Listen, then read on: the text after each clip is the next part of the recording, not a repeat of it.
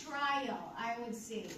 If you're presenting an idea, it's a good way to know like polar opposite. I said we have qualitative and quantitative data analysis. Now, I know based on your introductions, I think most of you are a little bit familiar already in the research field. So I don't want to go on the nitty-gritty of all these data sets. Okay, now it's time for you to speak.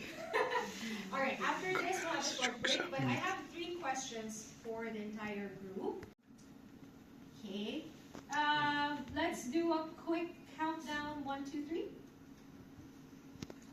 Will run its course. Sometimes that's the way government does it, unfortunately, because they want to see how the outcome would be, just to test it out. They're not yet in the government.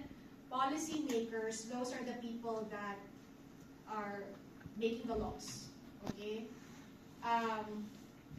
Things to consider.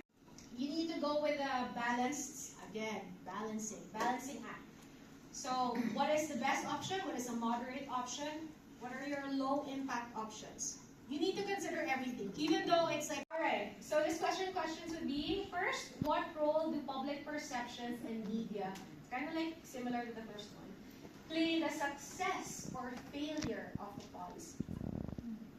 Number 2, how do you determine if a policy option is truly effective?